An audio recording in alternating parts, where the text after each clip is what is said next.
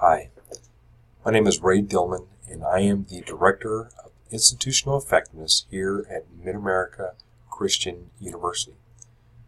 One of the responsibilities of my office is oversight of the end-of-course evaluations.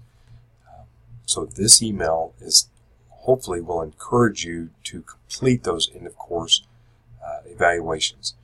The reason for that is that last year we had a 23% response rate to the evaluations, and that's good, but we need above a 50% response rate in order to really understand the student side of a particular course.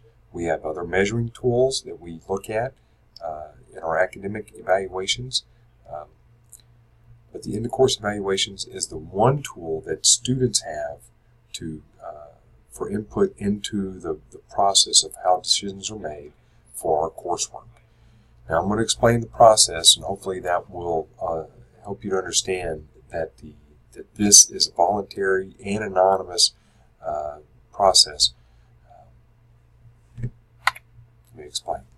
With the development of, there are 17 questions for the end-of-course survey. 4 of those questions are comments. Students, you are allowed to write in comments on those. All those questions are housed in survey software that my office controls. As your course gets to about 10 days before it ends, you're going to get an automated email from the MACU IT office.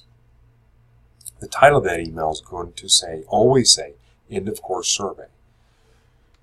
The email is going to go to your D2L account. Okay, and I don't know if you know this, but you have 2 different email accounts as a MACU student. You have a d2l.macu.edu account and a my.macu.edu account. Your D2L account is your academic account. So the automation pulls from academic records and sends to the email address that's tied to your academic records. You can get to your D2L account through D2L.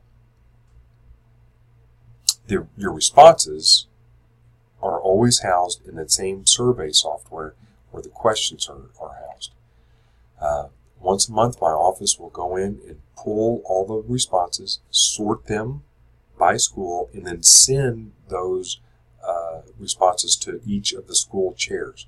The school chairs, in turn, then ensure that every instructor gets those responses.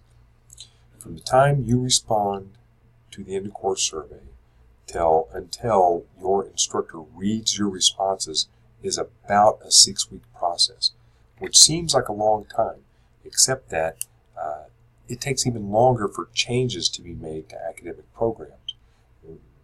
Earlier I said that we had other tools that measured our academic programs, and we do. Those